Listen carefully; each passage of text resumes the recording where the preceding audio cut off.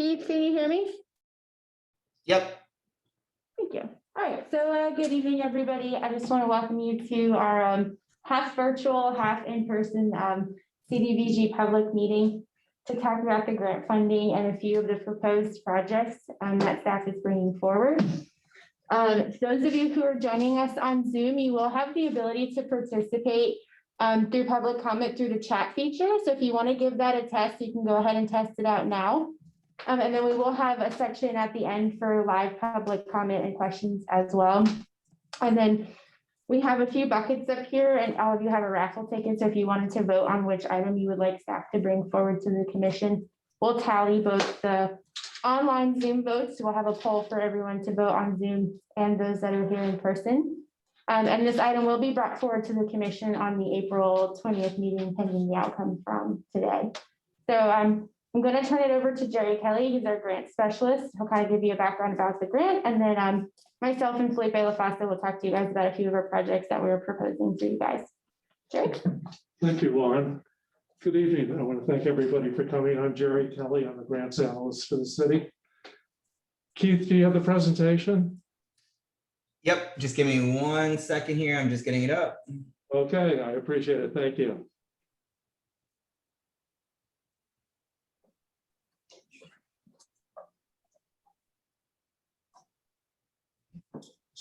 Almost. Just 1 more second, please.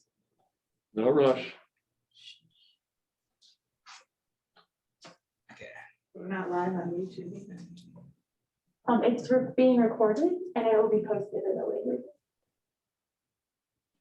Okay. So we should be, just to make sure this is the right one, right?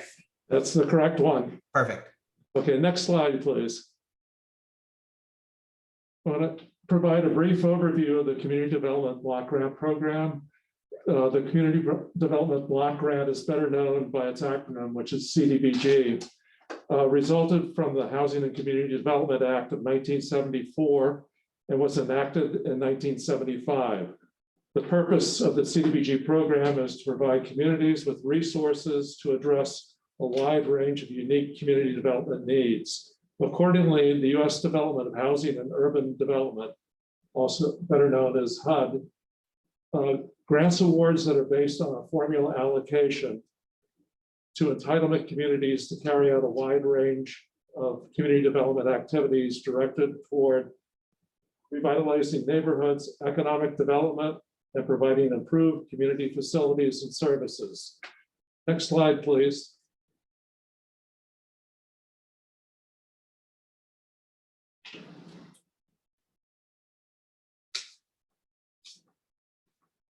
Entitlement communities include states, urban counties, and those urban counties with a population of 200,000 or more, and municipalities with a population of greater than 50,000. Palm Beach County is an eligible entitlement urban county for the receipt of CDBG funding. The Palm Beach County entitlement jurisdiction includes unincorporated areas of the county and non-entitlement communities who serve as subrecipients under the Palm Beach County award of CDBG funds. City of Lake Worth Beach is an eligible subrecipient. And we've entered into an interlocal cooperation agreement with Palm Beach County for participation in its urban county program through September 30th, 2024. By this action, the City of Lake Worth Beach is eligible for receipt of its portion of the formula allocation of CDBG, CDBG funds that the county receives from HUD. Next slide, please. Oh, you're there. Thank you. In accordance with the interlocal cooperation agreement, the city must use its allocation of CDBG funds for certain eligible activities pursuant to CDBG regulations. Eligible uses for subrecipients under the county's program include the following. The first is eligible infrastructure and public facility improvements that include roadway and sidewalk improvements, parks and recreational facilities, and community centers and public facilities.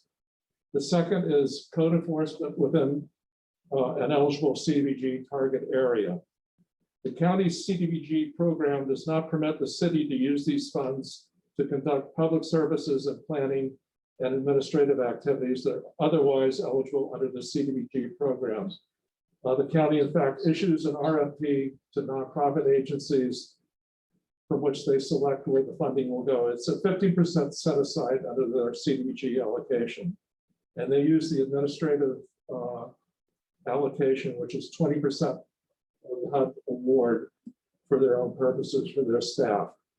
In addition, the county conducts its own county-wide housing rehab and economic development programs using CDBG and other funding. Next slide, please.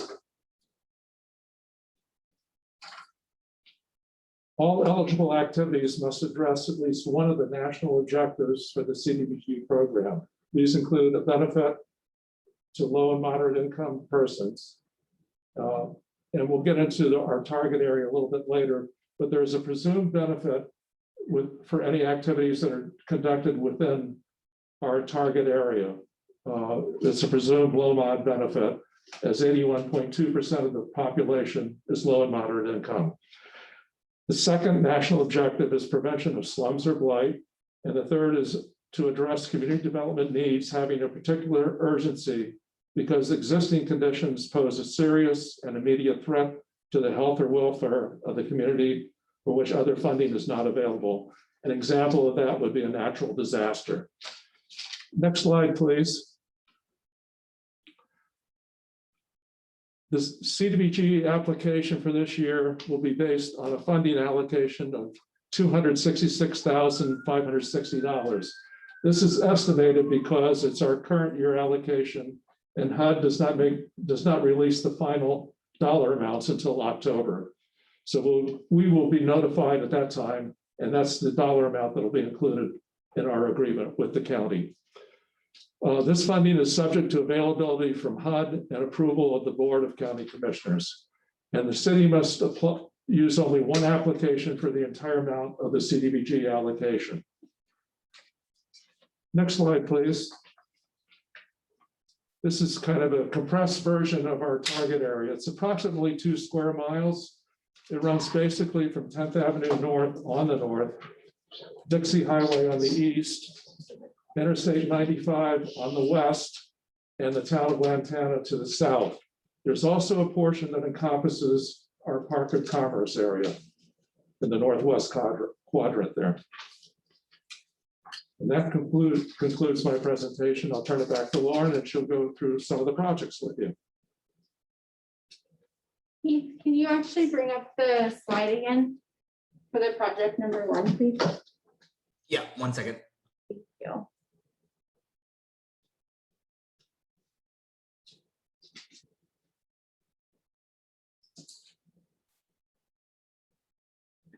So the first proposed project actually falls under Parks and Rec, and it's the proposal to redo the Memorial Park Pavilion and Restroom facility. The Memorial Park Pavilion, which houses our concession stand, picnic seating area, our athletic storage, and it has 1 male and 1 female restroom, was installed around 1997. And now our facility, unfortunately, is starting to show signs of weathering and deterioration. This park is home to our Storytime soccer program, our Lady Jaguars cheer program, and our District 5 winning Jaguars football program. Game days bring anywhere from 1,200 to 1,500 visitors to our facility, and with 1 bathroom each. I don't even want to depict that horror story when one goes down. But the single-use restrooms are just not enough to support the amount of visitors that we see. The concession area is definitely in need of updating, and our storage area needs some space to grow because our programs are actually starting to grow. So improving the facility, we felt like this would be a good program or a project to bring forward for the program, just because it would help our recreational programs grow and help revitalize the surrounding area. So as you can see, the project estimate is around $564,000. Grant funds obviously only cover the $266,000, and we have about $297,000 of unfunded project money to make this project come to fruition. The next project, Felipe LaFaso, the Assistant Director of Public Works, will give you guys a little bit of a background on.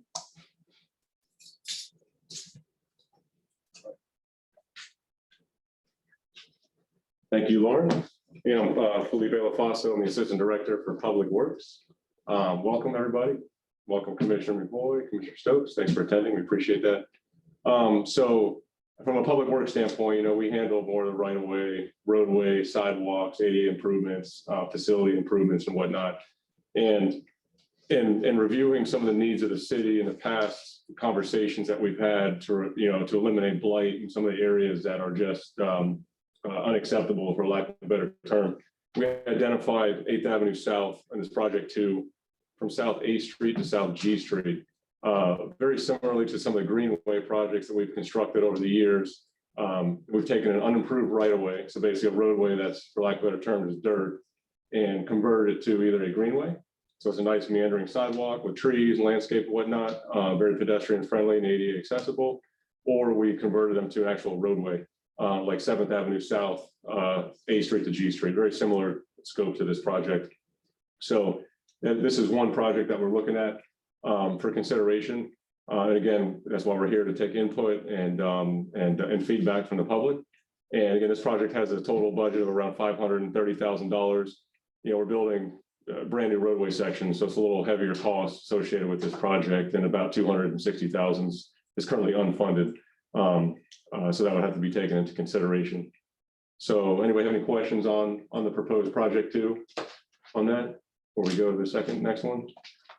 Were there any questions on the Memorial Park project that Lauren had presented as well? We were gonna save them for the end. Yeah, okay. All right, and then if you can go to project 3 proposed.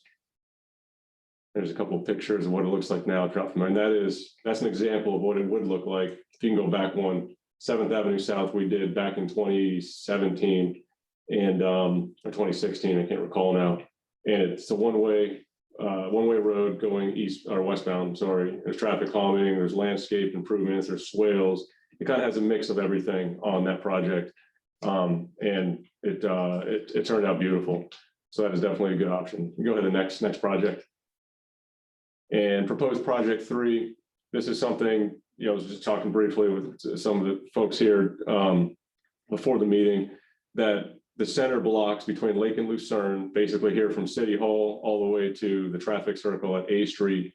Most of them do not have ADA access. They don't even have half the sidewalks there, especially when you get to like D Street, C and D. It's really in poor condition. And with the downtown corridor kind of shifting further west and making those improvements, I know the CRA is a big conversation with some of the development that's going to be happening there. A lot of this could one, get turned over to developer incurred costs, whether there's a time frame on that. We're not sure exactly when those sort of CRA improvements are going to happen. So there is a need. This was addressed because we tried to get a grant probably 3 years ago to do these projects through Wells Fargo Bank, and we weren't awarded the project. They chose a different project. So it's been something we've been actively looking at.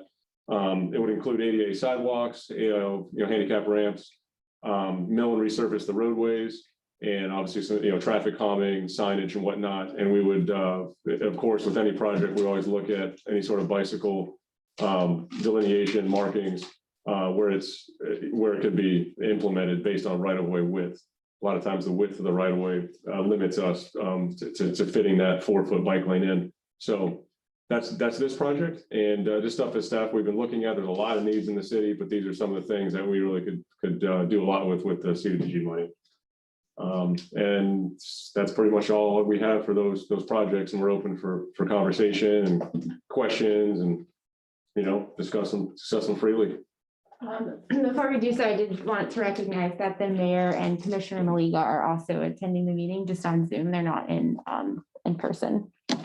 But yes, we are available if you guys have any questions or public input. I do have public input that I would like to read into the record from a resident, but I wanted to open up the floor to anybody here first. You want to start with your? Sure, I can. So this one came in through email, and it says, Honorable Mayor and Commissioners, I would like to express my support for the use of these CDBG funds to help make our city more walkable and equitable, connected by investing them in either of the proposed road improvement projects. In particular, the proposed project for Lake and Lucerne west of Dixie would help make the heart of our city an even more vibrant pedestrian corridor, which would benefit all of Lake West Beach. Thank you for your consideration and service. Sincerely, Ramsey Stevens. Yes. I have a question regarding the project 3.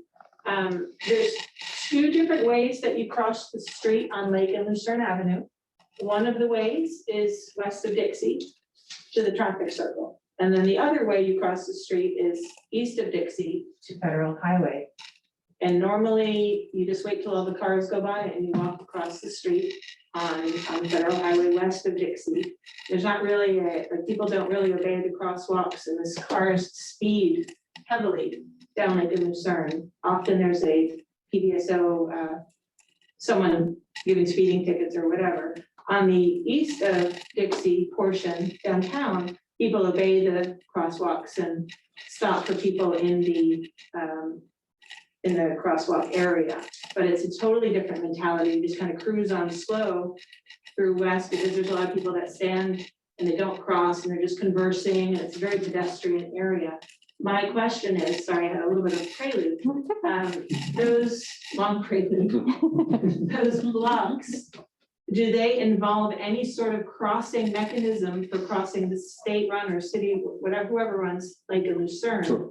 to allow more adequate crossing of the roads that we're not dealing with the CDBG funds? So good question, very good point. We've been in conversations with FDOT, who owns Lake and Lucerne, for many years about the area of Dixie West, right? And implementing something similar to Dixie East with the mid-block pedestrian signage and whatnot. So based on, you know, they do a lot of analysis and a lot of engineering, all that sort of stuff, and you have reality versus engineering design. So I want to kind of caveat that.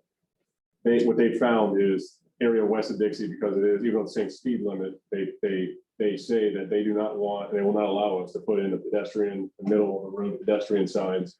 What they did, they compromised, and they gave us the pedestrian, the green crossing signs that you see on catty corner on each corner there. They're really high. They're really high, yeah. So that was their compromise. So if project 3 was put in, or if we do it anytime in the future, one of the major improvements that we would do is some kind of solar flashing, like we have on 6th Avenue South at South F Street at President Frank.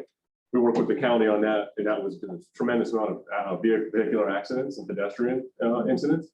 So they have a little bit more flexibility, the county, than DOT does, based on some of their standards. So they implemented that and actually paid for it for that crossing to go in. So we try and do the same. Bricks, maybe. Yeah, exactly. Going over that Yeah. kind of sound. Yes. That's on the main roads, but how the CDBG funds can accentuate anything in conjunction with anything that Lake and Lucerne actions might do. I mean, I don't want any more bump outs, but Yeah. something that will slow the traffic down is if people barrel through there. Sure.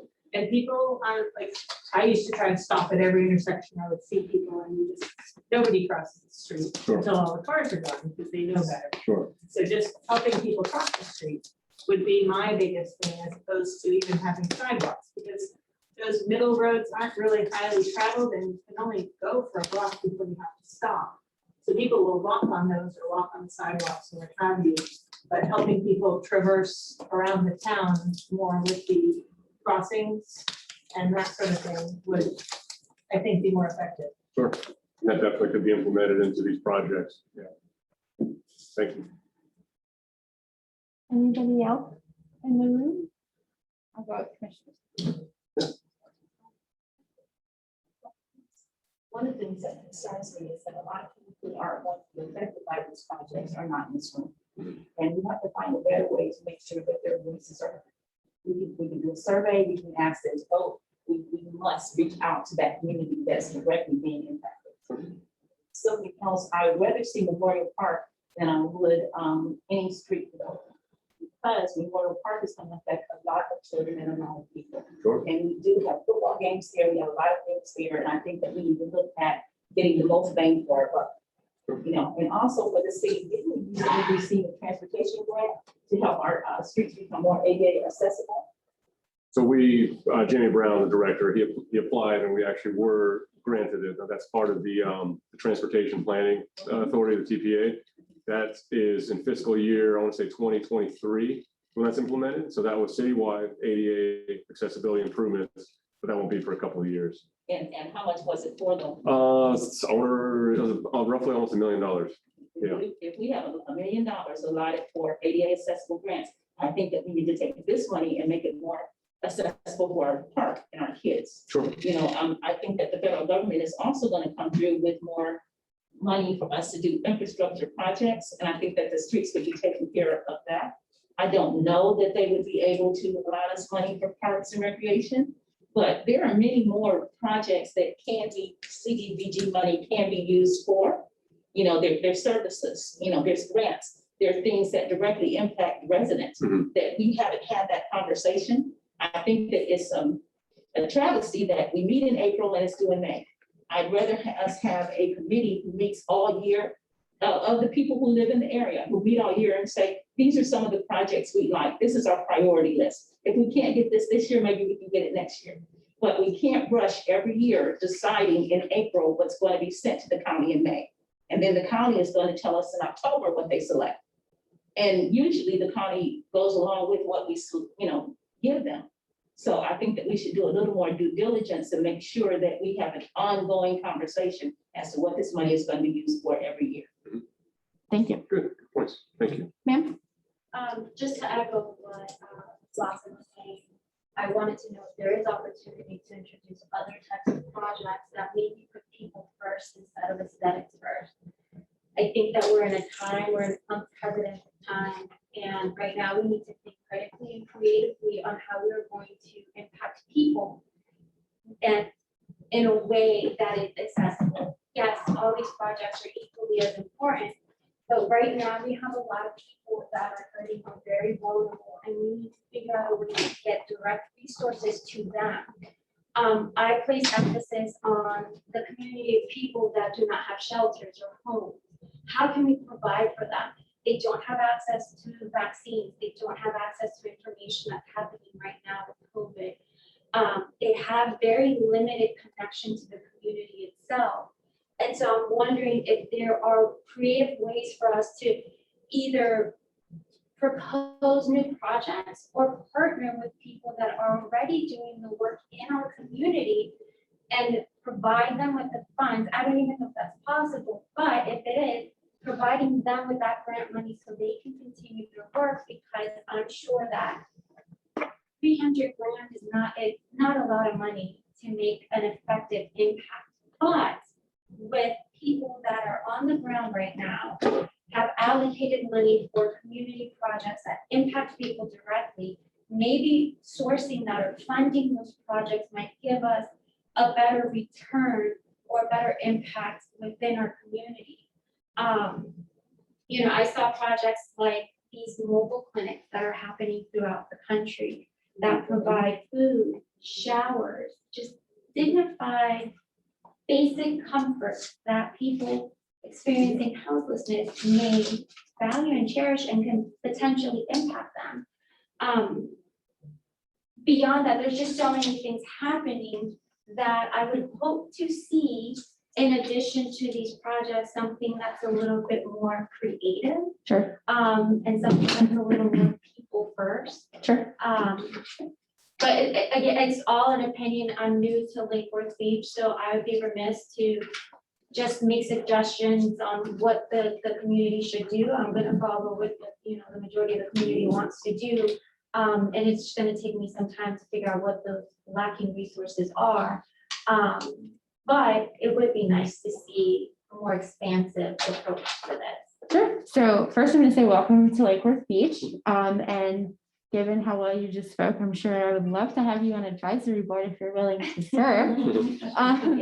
And from a staff standpoint, I wanted to touch on something that you said. We are always open to hearing from the community members about different projects or project ideas, and then working together to see if we can actually make them come to fruition. The CDBG, which is the Community Development Block Grant that we're talking about tonight, has very specific guidelines and criteria for projects that we can submit for. So I don't think some of the community-oriented projects that you were suggesting are eligible for this grant, but that doesn't mean that we can't work together to find some other grants that would meet the needs of your suggestions. Did I leave anything out? That's well said, Laura. You have to apply for CDBG funds through the county which is the entitlement jurisdiction.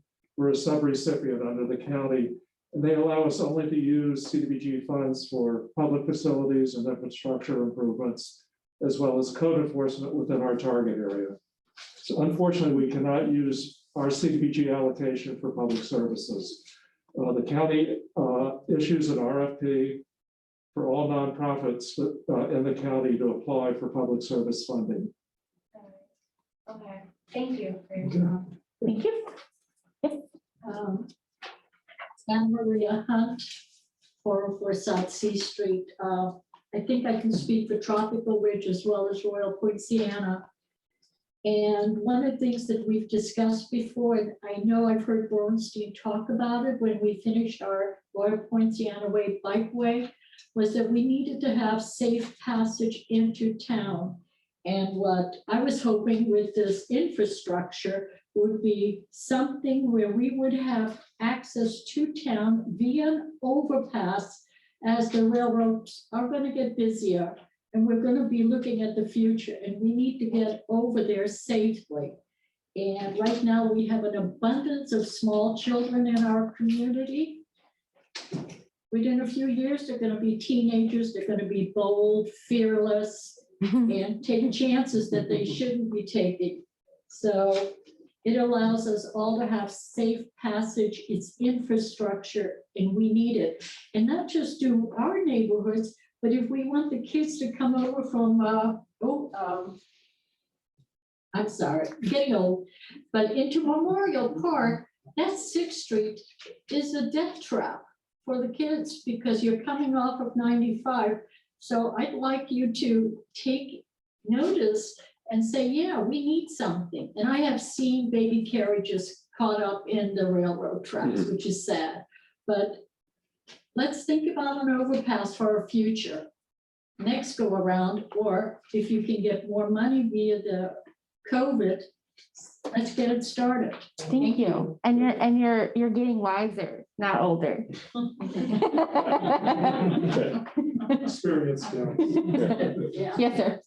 I just wanted to first of all echo your sentiment basically, even though I understand, like you explained, there are kind of these restrictions, but I just, just want to put it out there that I definitely agree with what you're saying. That needs to be a priority, maybe in, other meeting session, things of that nature.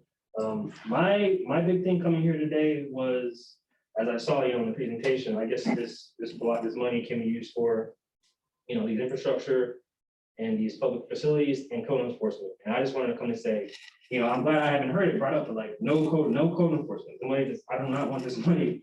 I do not think this money, I know in the past it has gone to code enforcement, and I just recently, we just recently got done with this code inspection thing. And that was a very unpleasant process, very onerous, very just confusing, honestly. And felt, I don't want to get into that right now. This isn't code enforcement either. But, also, I just want to, put my voice out there that I'm very strongly, I know other people, that I'm in the community with, we're very strongly against this money being put to code enforcement, because it basically just, it's a way to target people that, can't afford to pay all these fees. It's very difficult. So having said that, and like I said, I'm glad that hasn't come up, and hopefully, I just want, because I don't know if these projects, things go awry. Maybe I don't know if it's possible. Like, okay, well, let's fall back on code enforcement. Like, no, I don't know. I don't think that's a good idea at all. And having said that, though, my inclination based on these projects is towards the Memorial Park. I think that's a kind of very, that's just my inclination, my gut thing. I think that's very important, for the reasons that said. But I also understand that things like the road and infrastructure, these are all very important too. That doesn't jump to my mind specifically, doesn't really like directly impact me. I mean, I guess it does, but that's very important too. But I guess if I had to just put my voice out there, I would say it's the Memorial Park. But I also think that it was brought up that I do want to see. This is kind of like I saw this meeting on Twitter like a week ago. Like, okay, I'm gonna show up and see what this is about. But like I also feel that we had this little presentation, but I still don't feel like super informed about this kind of, like it would be good to kind of have a more protracted process with more involvement, involving, like said, all the people who are directly involved, people that are gonna be directly impacted by this. But, you know, having said that, I appreciate y'all putting this together. That's my input. Thank you. Thank you. Any other public comment in the room before hi? I agree, that code enforcement has been a big problem here. And I feel like it's one way of driving gentrification in our communities. Lakewood is known for these small single family houses. And now recently we see these big 6-bedroom houses, you know, like being built, replacing those, you know, with the small houses. And it also goes back to this whole meeting on code enforcement that happened 3 years ago, where one of the commissioners was like proposing a change in demographics. Lakewood is a diverse community. It has a lot of immigrant population, a lot of Asian population. So there was, I would say, you know, an intention to change this demographic and bring white community into a change the demographic. I oppose that. I don't think that's you know, like the way to go. We need to protect our community members, and we need to protect the working class. So in order to do that, you know, we need to divest money that is put into code enforcement and use that money for community programs. One of those programs could be like language classes in the library. There are some municipalities that offer free language classes. I mean, we have a diverse community, you know, like where we don't all speak each other's language. So it would be good to offer Spanish lessons for people who need it, and also for the small businesses who are trying to thrive, like especially businesses of color. We could have like big lessons that teaches on how to obtain government, how to effectively use government resources and stuff. So I would rather use those to use the funds to, you know, protect or serve the community. Anybody else before I read Zoom comments? I read one that was sent to me, not me as commissioner, but simply the pipeline. For comment. Written, Commissioner. One sentence. Would you like me to read it? Or I can give it to somebody else. I would rather you just hand it to Lauren. Read it into the record. It's not gonna look duplicated. now, right? Just this bottom one, sir? Yeah. Okay. So I'll just get to next to the microphone. Just to read it into the record, it says, I suggest funds be used for recreation staff that can improve parks with the food security and environmental education program. I don't know if you want me to say who it was from, because I don't know.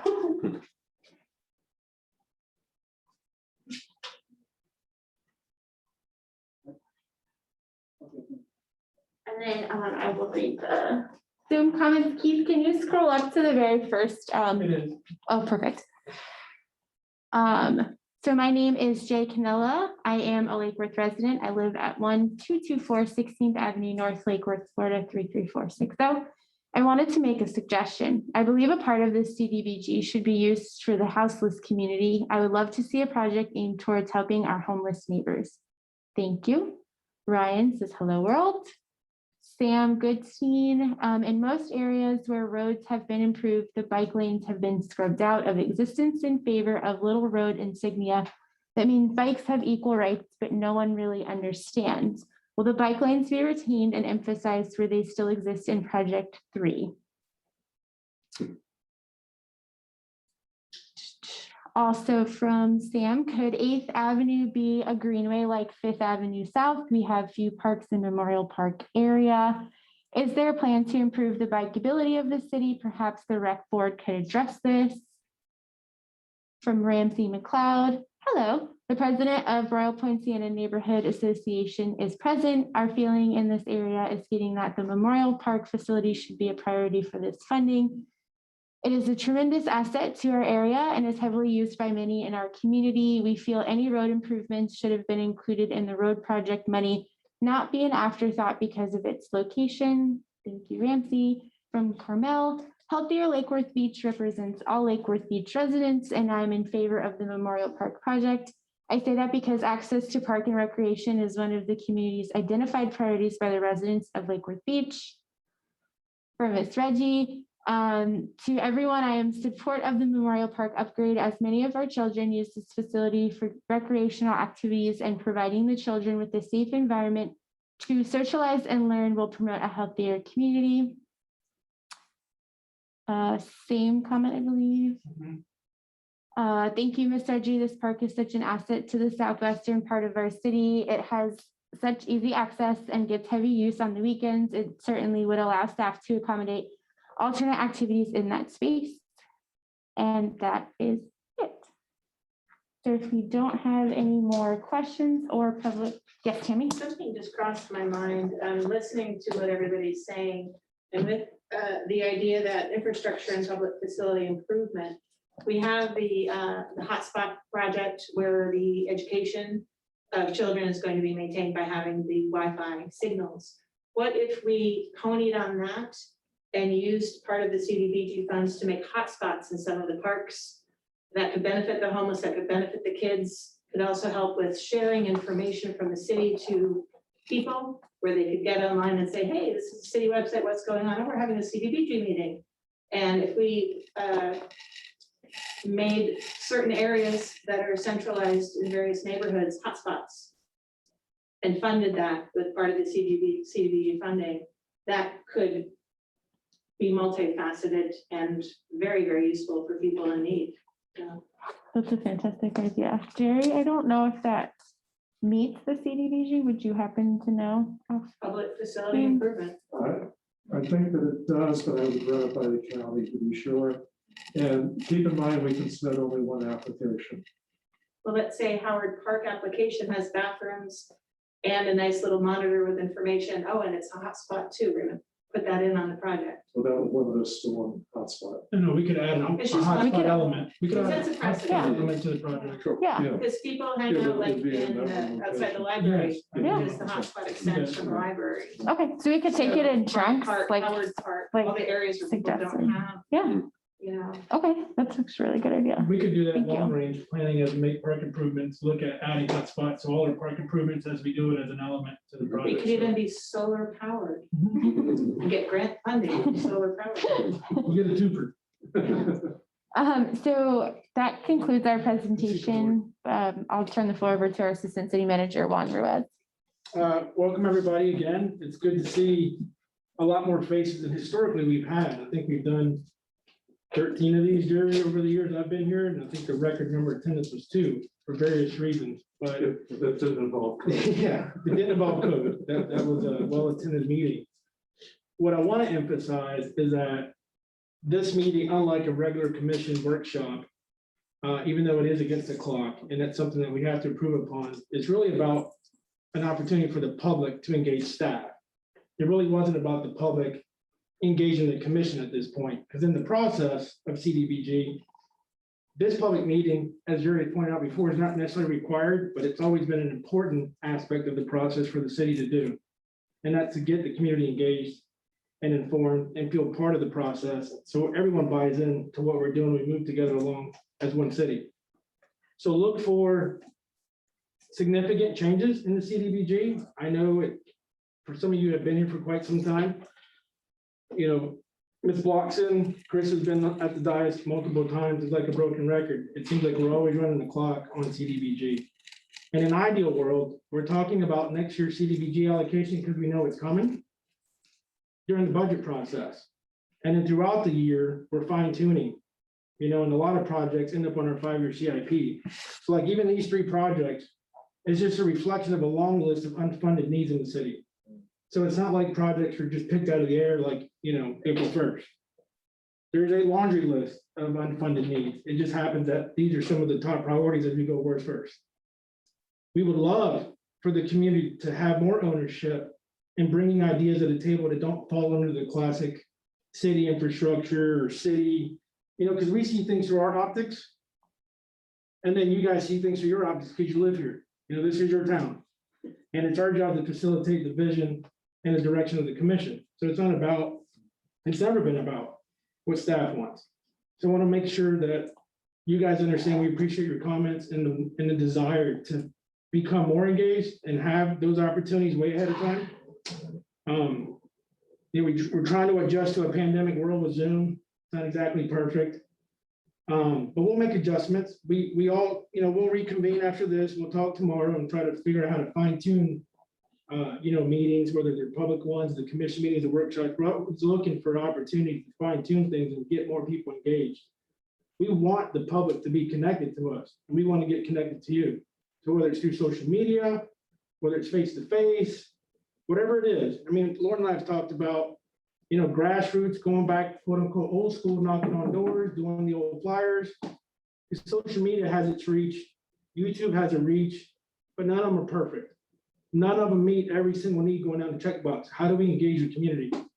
So we have a staff that's been here and very motivated to get engaged. I think Royal Poinciana is a project that I like to look to, where we engage a lot of different stakeholders at the table to really put together a community project.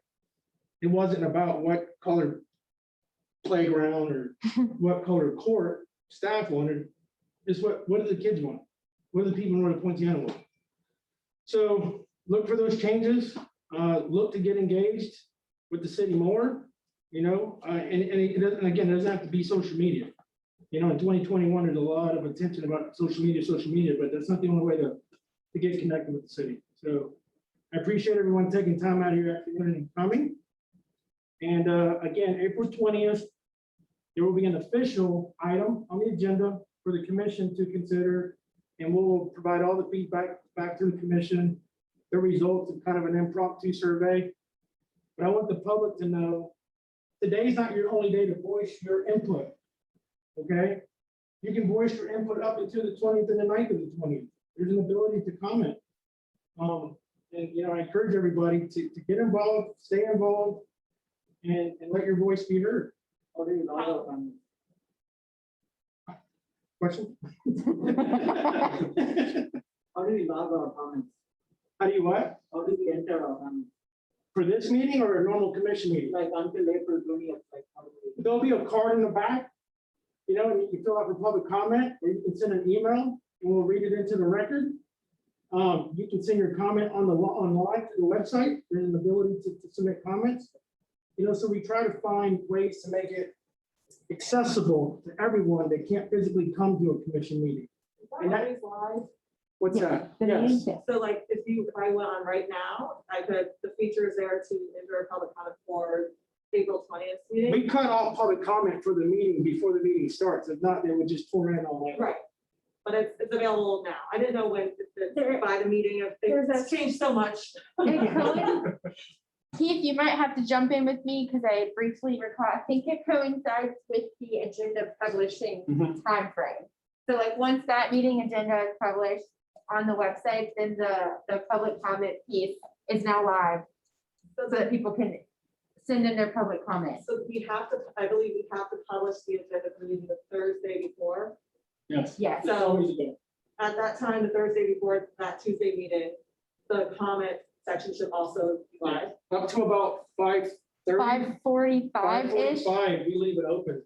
Okay. And we're constantly taking those. I mean, that's how the clerk reads comments in. Those are the ones that come out of the website or they come from direct email to us. So don't, if it's not open, check back. Over the next month, if somebody wants to make a comment about this issue, who will they send their comment to? Via email? Yeah. Via email yeah. to whom? So I want to know. I mean, you can send it to me, you can send it to the clerk, Jamie. any one of us, we can get it, Jerry's our kind of our grants coordinator. Jerry's here part-time, but it can come to any of us. It's all going to cycle through the staff. Maybe give us an email and whoever's email at lakeworthbeachfl.gov. I'll give you mine. Mine CDBG.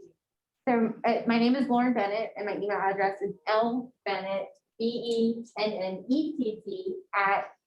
@lakeworthbeachfl.gov. And And then just put CDBG public comment and I will give it to the clerk for the meeting. Juan and Lauren, thank you. So in terms of public comment, just to jump in really quick to let everyone know.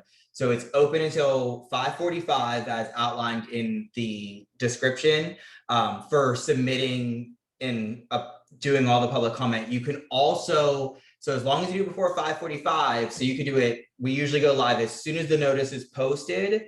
And then once the notice is posted, we go with public comment, and you can choose to have the city clerk read your comments into the record, or you can actually choose the option to join Zoom, which in then terms you will become an attendee and you will be able to speak your comments into the record, and you'll get a Zoom invite directly after submitting your public comment card. Yeah, thank you, Keith. So Thank you you, can email it, or you can be a voice from the box if you want to live. Would it be possible to just get an email that's available to us and to people that are not here? So it's less complicated, because even just sitting here and having to think about all the restrictions, and if there's a public comment item that I want to address during that commission meeting, I don't want to have to feel like I have to fit in both at that one time.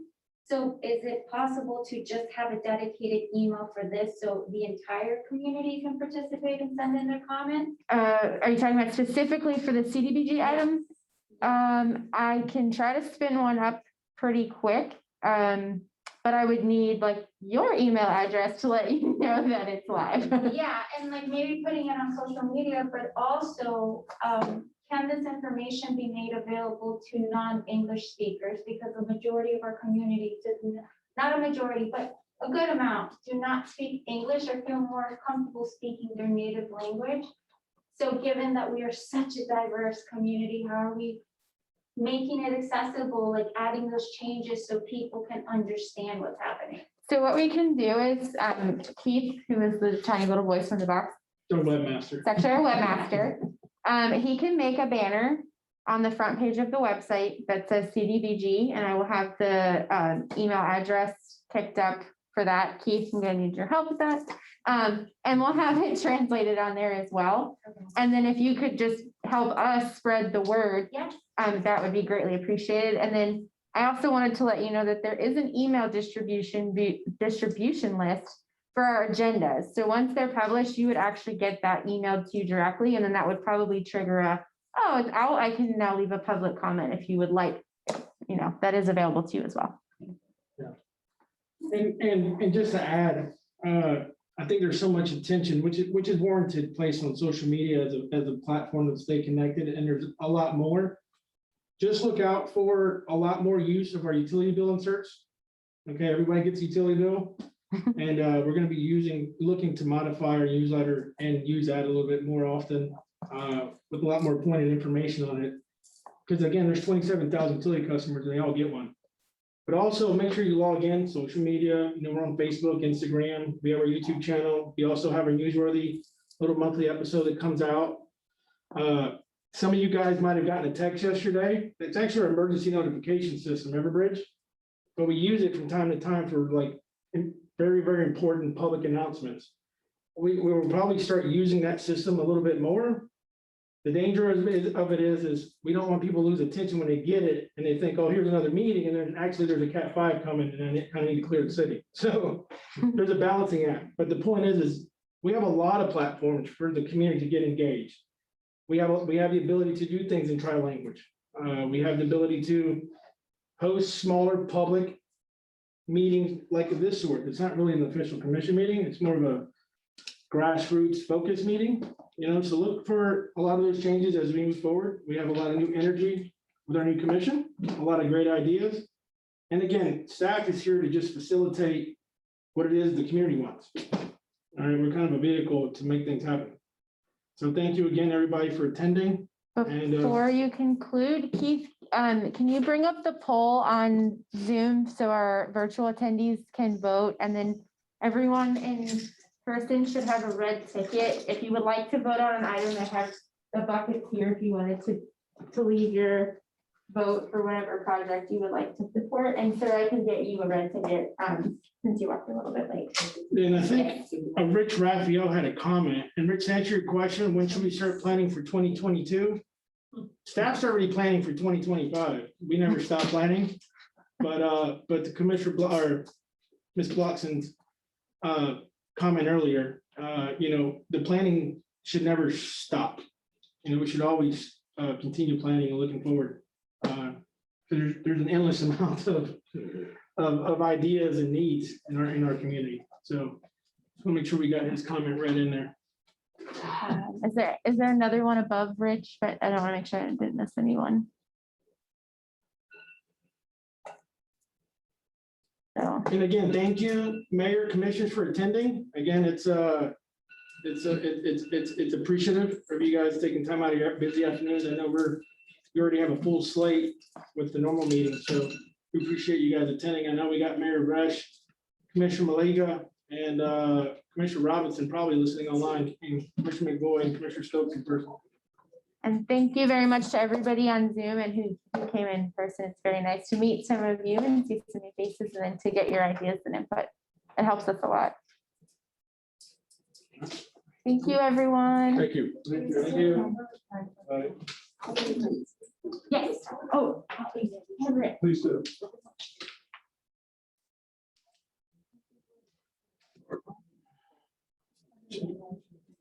Right. See you later. How are you?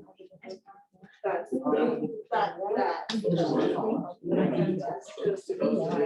know some. Guys, going tomorrow, Saturday. Yeah, please. We don't go on Sunday. Oh, pretty good. They only do it. We're pitching on another team. Really? Me and Captain. What's it? There's a team in contention for the championship and a couple of guys that's in this year. So Comes on that. they reached out.